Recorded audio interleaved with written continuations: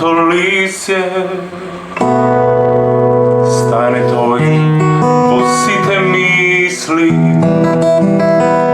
pokriv to je tvoj i košmar to je moj, redok mig pred okjen prav, skrijen pogled toliko blag, ko boj se košti od ista streja, gale vole po vozduh smeja, ladna kako led, pa bujnja kako cvet, stojam dolgo, dolgo jaz, gledam čudno i bez glas, ko ne. Čija si, na kogo radosti unosi, zvezda si, po nekoj oblak kako plam. Čija si, i koji ti gali dolgi kosi, cvet si moj, a ni to ime ne ti znam. Drugari i drugarki, Nikola Dukovski Duko. Dobre ni dojde. Dobre, najdov Milane, Kako si? da ti kažem revolucionerno nekako toliko. Да. Вероятно ти 12 октомври снимаме. Ќе се емитува во среда. Кој датум ќе биде следна среда? 30, 14, 16 ваде. Па уште на нека 5 дена От полнага. да идеш уште со впечатоци од Поетри Слемот сношти. Или како ќе дојде дека пред 5 дена кој ќе излезе емисијава, ако некој може и в година на YouTube да ја гледа, пред година и 5 дена. За сите да ни јавне. Различна е временска, не му ја звереме. Ова ми беше, баш му кажува вчера на другари, дека ми беше првиот Поетри Слем на кој што не присуствував, од кој се организира. Апдейтираме. Да те апдейтирам. Револуционерно кој секојаш, затоа и такво ми е чувствува. Полна сала. Јас одамна немам видено полна сала скроз да биде крцана. Свежина. Имаше нови и гости, нови и поети, и слемери, официјално. Многу беше интересно финалето. Виктор Спасевски беше многу јак со рап слем на англиски. Леле, сега ми е уште покриво, ти не бев. Се снимаше? Се снимаше, Да. се е документирано. Сето беше на ниво и убава енергија. Знаеш, претходно имаше промоции на книги, Бранко од Фултин промовираше книга, Марина Шокева промовираше книга. Беше пак раздвижено како претходни години. И онака, знаеш, ова веќе ми станува мене, лично, не знам дали тебе, како празник. Знаеш, да што свидам специјално за 11 октомври, порано ми имало друго значење 11 октомври. Еден од најубавите настани кои што Прилеп ги има. Баш. И мислам дека е единствено таков тип и во Македонија, мислам со таков габарит како што се организира тука. Преди што споени се од сите градови луѓе, тоа е првата работа. Има народ од цела Македонија. И многу често си имаме зафркавано, особено во афтер парти забавите кај Хемфрио горе на Претвар. Поздрав до сите организатори, особено до Хемфрио, па за таму колку ми е мака. Ајде, година ќе да знади. Дека само да почне да пцуе било кој на својов дијалект, дека тоа ќе биде содржина, ама и репрезент за ентитетов и за градов него. Тоа е гениална идеја. Драмолетка од псуење на дијалекти. Да. Види, ова е... Треба да се пише и да се завземеме онака како луѓе кои што ја раѓавте таму, сега ја снимаме ова идеја. В година треба да се направи, значи, на Поетри Слемот таква точка. Различно најсуштински се опишува и културата, и агресијата, и вербализацијата, и културата во суштина, најавтентично е прикажана, ама и дијалектот, и говорот на јазикот, различно никогаш еден човек од еден град и друг човек од друг град нема да опцујат или да окара што викаме. Така. Исто. Така е. Убави возиш овие работи, ги објаснуваш и сега јас само кажав име и презиме, сега да го дооформам представувањево. Прво психолог, Да. Второ, поет. Трето, човек кој што одлично пее, тоа го слушнавме сите.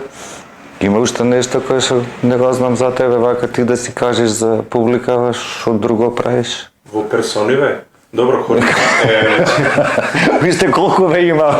Да, хористка во делов на пеењево, слемер како дел од поезијава, психотерапевт како надоградба на психологијава. И некој кој што се труди да добрува и да биде човек. Ми е најпрвата. Сега ми текна уште една. Водител на последната сезона од подкастот Нагостика и Прилепчанец. Поздрав до цела екипа. Поздрав до цела екипа кој што на некој начин се дели од нашава емисија, затоа што многу ни помогна во почетоците, особено со звуков. Фала уште еднаш, бескрајно благодарни, уште се немаме одборчено, че се појдете се од Германија да јадиме по една прилепска скара, а донесете германско пиво. Сакав да го почнеме муабетов и го почнавме поетски, лежерно, така и треба да протече цел, ама морам да побарам од тебе мислење, нешто кое што е сериозна работа, од друга страна е поврзано со модерно живење. И сега се чудам како да го конципирам, не е прашање уствари, како да ја поставам темава. И како психолог да ти искористам пред се тука, твој однос кон огромната количина на пасив-агресив статуси на Фейсбук. Мислам дека никој го нема разговарано ова. Многу суштинска тема, од многу аспекти. Да појаснам вака, би рекол во оние кај што сите не чина, само тој што го пишува статусов чини. Како гледаш на ова појава?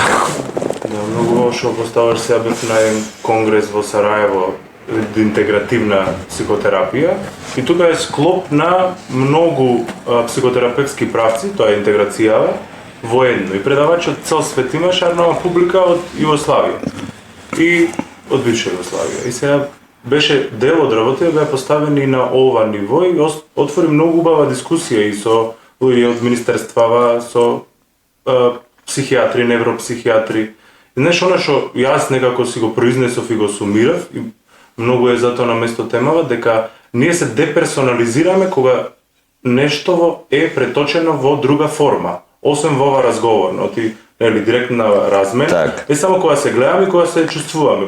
Контактов уште го знаеме како таков, да се препознаваме, да гледам што ова што јас го зборувам побудува на тебе, предизвикува и да видам како ти реагираш, и тоа е препознавање, јас до кај сум и како што сум. А кога сум излезен пред Facebook, пред социјални мрежи, кај што можам да искажам се до тоа во мене што се таложа, тоа е пресирана енергија до негде. Така. Потиснувани, баш пасивна агресија, се таложи.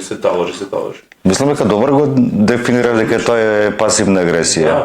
Да. И се таложи, се собира и мора негде да излези, знаеш. И кога имаме пресија, мора да има декомпресија, негде да избија.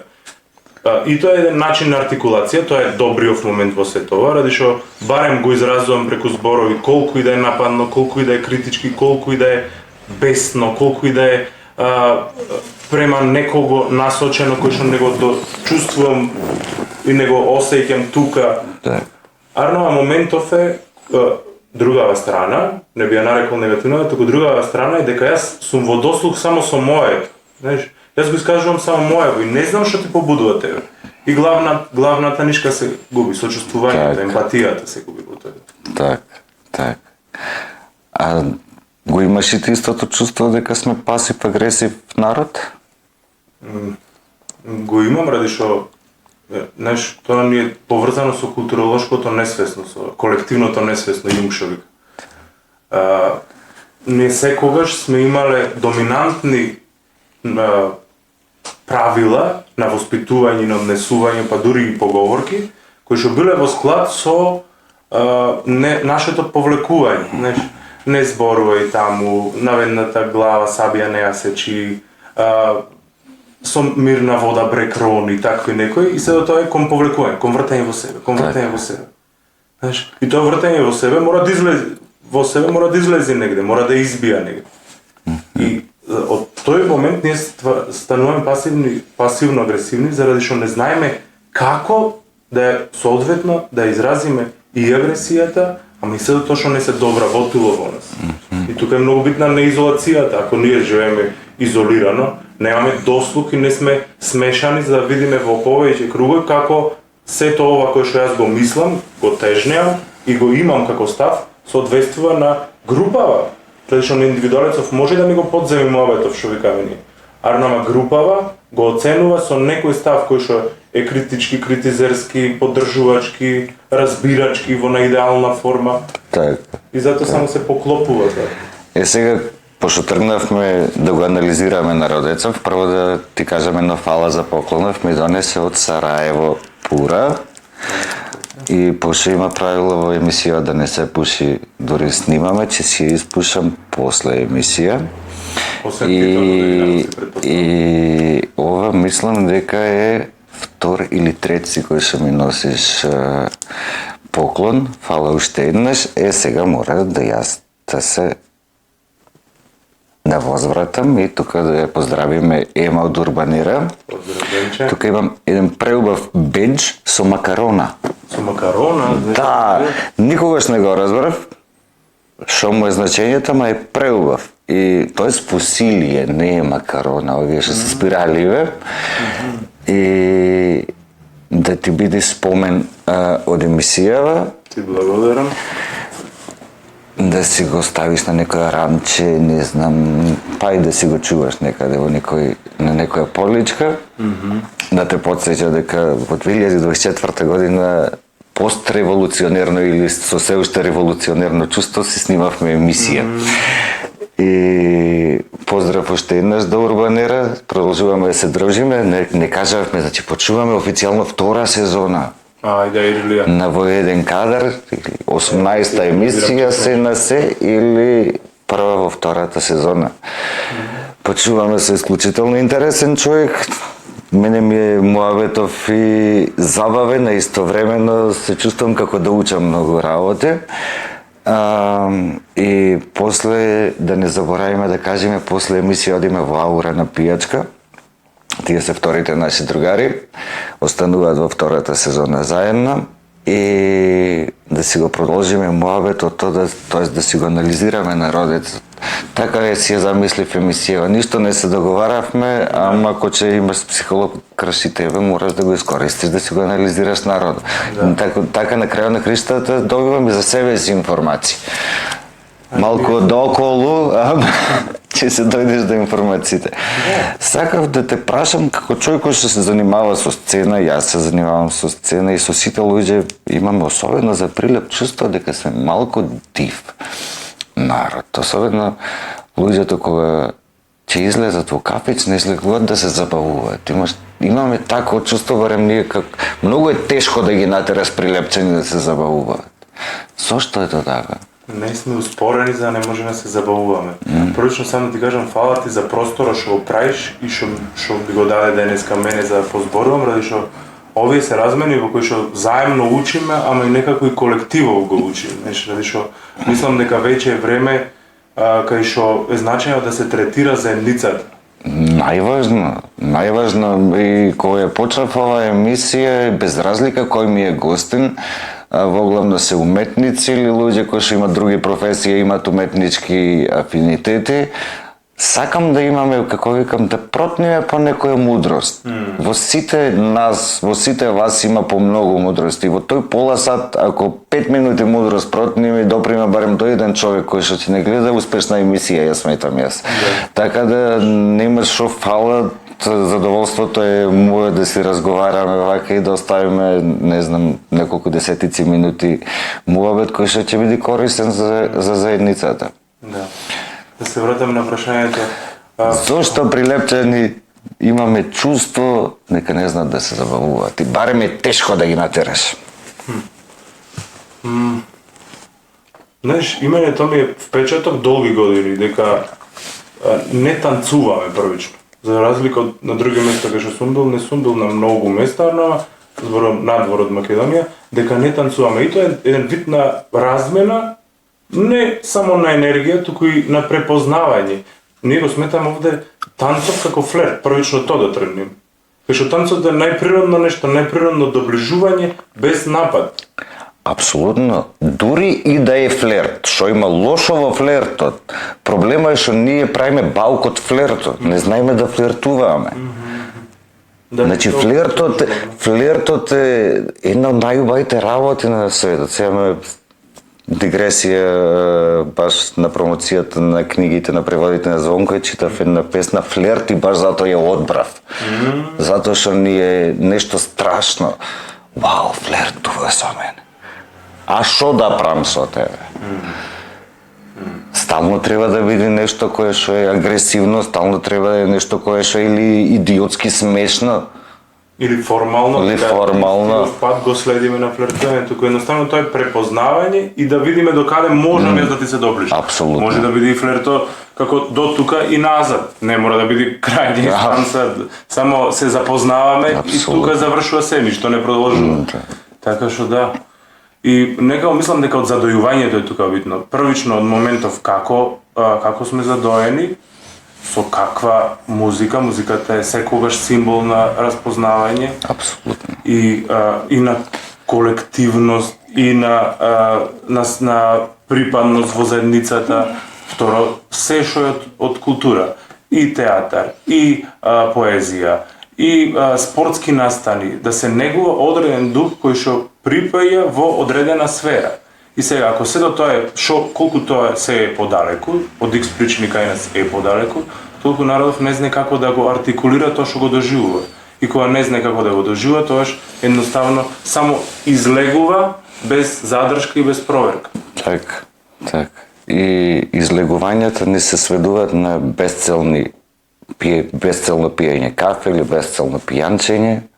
Не си запознал никој, со тој што си излегол, не си дознал нешто повеќе за него. Да. Или не знам, има една работа која што не мора подалеку да одиш. Соседни држави кои што се студира Бугарија, сме имале можности со театар да спатуваш и така натаму, Грција си одел на одмор. Луѓето се, Албанија никогаш не сум бил, не сум осетил, сум бил Косово, да речеме, еднаш преку театари и таму дури однесувањето во кафичите на излегување кога си на свирка е различно него кај нас. Кој што го сметаме дека е по-конзервативна средина. Некако, дали сме најголемите робови на конзервативизмот тука? Мислам дека сами се окупираме во однос на тој дел. Ради што кога нешто било што е премногу, без разлика дали е работа, дали е информации, прибегнувањето секогаш било битно ради да припаѓам на нешто друго, освен на тоа што сум припаѓал регуларно, што не можам да го избегнам. Работата, екзистенционалните проблеми, животните, тука и во ист склад ги клавам. И тоа здружување, поентно здружување, типов на да има кругови, литературни кругови, така. Кругови за дискусија, шаховски кругови, спортски кругови или дружини, или како и да ги речеме, клубови, како и да е многу битно, ради што сама единката виси и е многу посклона за напад од било каде. И ние тоа го испуштаме. Значи, тоа вмрежување што го зборува западњаците или капитализма и пренасочување само кон работа. И сега ние одиме во поларности, одиме премногу кон работа, истишувањето ни треба празен простор и затоа не се ни содржање, ни зборување, ни излегувањата на кафе. Така. Муабетов ме води кон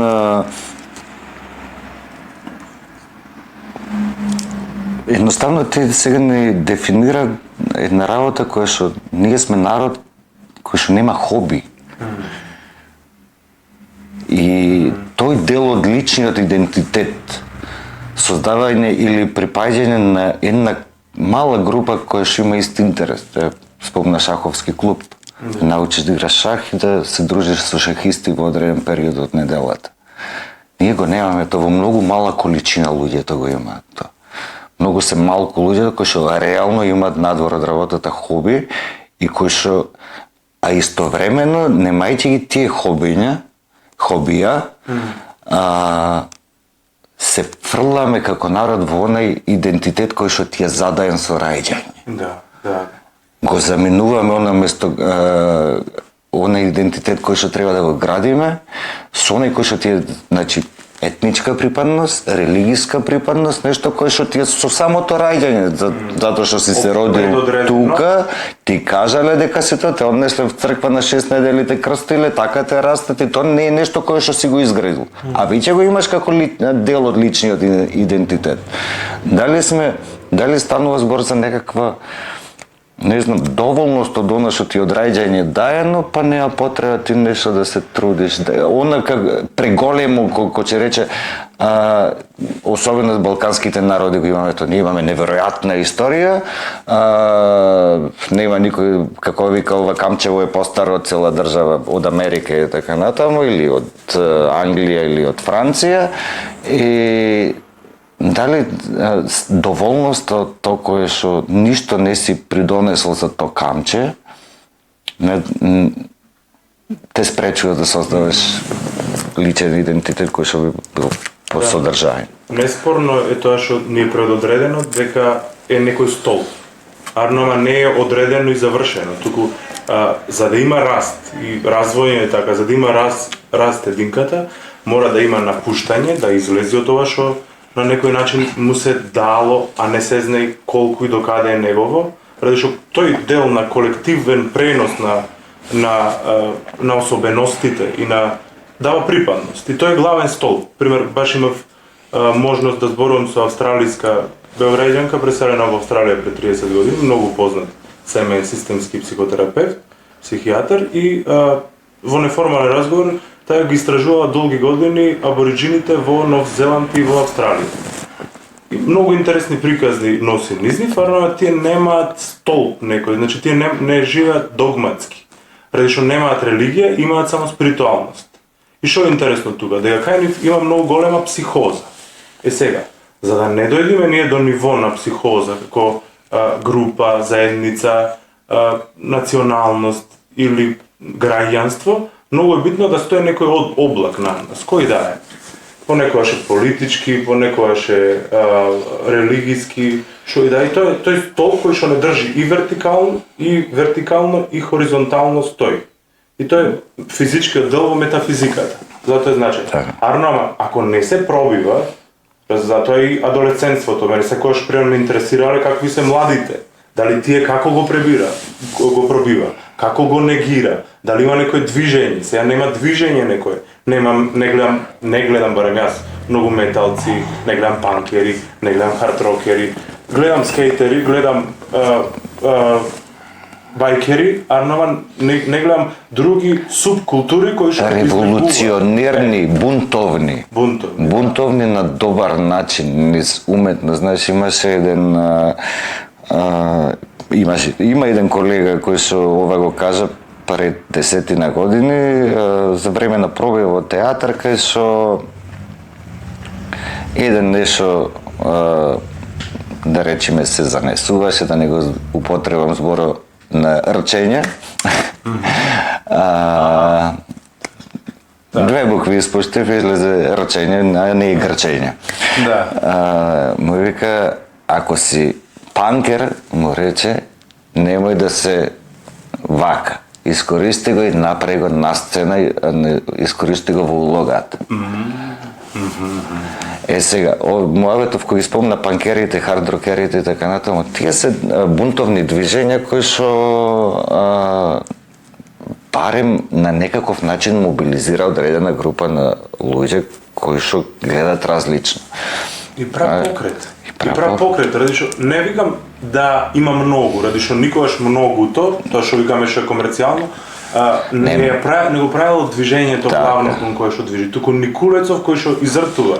Ова е еден мојот интересен човек кој што често во Скопје се начекуваме во Буква и тој вика, мене многу ме радува мали заедници, кога ќе видам млади поети, кога ќе видам луѓе кои што се ентузијасти и кои што го проникнува нешто, ради што од една семка израснува човек, од еден сперматозоид, од еден Никулец изртува растение и пораснува огромно дрво. Не треба малку, треба за многу.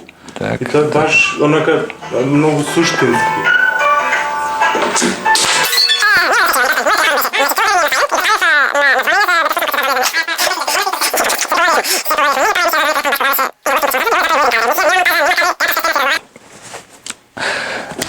доставме до До младината. до младината која што ја и го има пориво, ама не е во оквирен. Ја нема формата за... И сега, како да дојдеме тоа да им предочиме некако, како да им даеме на младиве луѓе желба да ја најдат формата за реален напредок. Јас секогаш гледам преку тоа јас што го правам. Од типот на со самата поради што припадноста ни е неопходна, да припаѓаме негде. Тоа е главниот постамент што не држи. Тоа ми беше поентата и со абориџините што ги спомнав дека тие влегува во абстракција и затоа немаат столбови кои што го им дава фигура и форма некоја. Се од друга страна па многу спиритуални. Ние имаме некој склад ради што имаме доста мешани култури од кои што можеме да примаме и многу е значено за тоа да не бидеме ксенофобични, односно да не бидеме само нашето и ништо друго, туку да проверуваме, да видиме како одговара на нас и мене тоа најмногу ме научило на некој начин. Мешање со различни поети од други држави поетеси. Мешање со хористи и хористки од други држави од кај нас различни типови. Мешање со различни психолози од држава, со психотерапевти различни. И самата таа ширина која што си ја дозволуваме, дава да и ние примеме и да го поставиме. Јас одмah ми идеале идеи и ствари кои би ги правил за да можам да направам нешто кое што не обединува целосно на ниво на држава, туку мали групи не означува, знаеш, поетски клуб на средношколци, промоција на книги во училишта кои што не се мои лични, туку на некои други, за да прогнаме нешто друго измеѓу тоа, работилници, психолошки, за ментално здравје, за сето тоа што ги преплавува, за да биде слушани, за да се дојде до идеја. И она што треба да го правиме ние кои што веќе сме во возрастна доба, е да бидеме блиску до нив, за сето тоа што лебди во нив, да им даеме постамент дека ова можеш, ова стои. Преди што имам искуство, сум го видел, одговара, пробај го. Здружи се, спој се. И многу би било симпатично да сме блиску до нив, за да можеме само да им ги насочуваме, да не им ги даваме готови работи. Последно нешто што ќе те прашам е прво твојот однос кон тие две работи спротивставени, а после да го поврзиме со младиве. Мислам дека логичен одговор, ама сакам од тебе да го слушнам. Либерално или конзервативно и какви треба да бидат младите?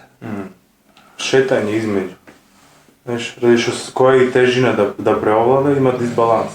А ако се оди и ваму и таму и се движи поскава, без одредена хаотичност, значи не може да биде тоа определено дека сега сум скроз либерален, па сега сум скроз тук отворен сум за да ги проверам и овие ставови, вредности, живење, отворен сум и да за да појдам ваму за да видам што е ова што ми дава. Двете работи дава нешто. Двете поларности има некоја точка на спојување. Само колку ние си дозволуваме да појдеме таму или колку остануваме ваму па се држиме само до тоа како след за стапи не го пуштаме од страх да не бидиме дезертери или отпадници од ова кое што претходно ни се дало. Да, ова е лебдечки непроверено, но од друга страна и храбро и поучно и многу подвижно и многу целоисходно и многу искуствено. Так. Ми текна една изјава, не сеќам беше некој американски, дали беше режисер, дали не се сеќам што беше, го дефинираше конзерватизмо како диагноза повеќе него како идеологија, ама веројатно се на некој начин и идеологија и диагноза. Се што е со изам на некој начин е премногу. Знаеш, изам, излегува од рамките. И ние е многу битно да ништо не биде премалку и ништо не биде премногу. Макар што од ова премалку настанува нешто, од ова премногу се излева и не знаеме кај. Убаво завршивме ова. Значи да ги дозираме работите и секогаш да шетаме меѓу двата зададени пола и да собираме искуство и знаење од двете места. Од секој извор има, ако дури да е заматен, може некоја капка вода да послужи за некој николец да изникне, да израти, па може ќе излезе некој добар плод. Да. Лоше само оне николец кој што никогаш нема да израти. Да. Многу во сумираност. Само за да не ја гушам пасивна агресија, уште тоа сакав да кажам. Дека уште Аристотел зборува дека она што не може да го извлече филозофите, сега како кога би рекли и магецниците од тоа време, сега ако би го превеле психолозите, ќе го извлечи племето или селото, без разлика како и да го сватиме селото или племето, дека групата, заедницата ќе го извлечи и дека е многу значајно да припаѓа младите, арнама да се препознава и да се шири. И сега, пошто нема да пееме за крај, ќе ни читаш нешто од книгава која што го нема во незе. Тоа е интересен. Марифе ќе види. Ја случајно ја оставивме тука, арнама јас вака заради што ми е ептен грдо телефонов да читам од телефона, а книга заборев во Скопје и ќе ти донесам следен пат. И затоа од ова ќе прочитам. Инаку Луѓето порачува маски за телефони од по 300 чуда ги чека со месеци да му стаса од Кини, од Јапонија, од не знам од каде, а ние за телефона најдовме маска книга. Директно го замаскирам. Не знам што си одбра да ни прочиташ. Сакаш музичка подлога? Ајде.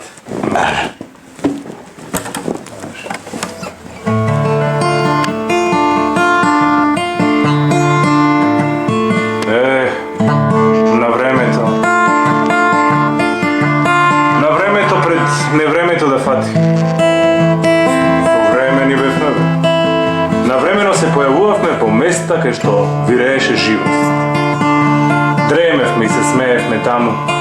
Повремено само не снемуваше, одејќи низ други вселенски патеки. Откривајќи нови простори, пиејќи со други луѓе, спиејќи по други неба, и секое отсуство ново присуство правеше. И да се пропаднеше, времето ќе наздравеше. Но сега е жега и се некако ме стега, но сепак наздравете. За времињата нови, за небесните бои, за бивањето свој, за часот што стои и времето што не се брои, за тоа што ни се крои, за љубовта што се рои, за денот што ќе не построи, за сите наши и сите мои. Фала ти уште еднаш и беше многу кефово и муаво што си го направивме. Исто име. Лайк, шер, сабскрайб и ко ќе имаме и мемберси да ни станете. Се гледаме следна среда.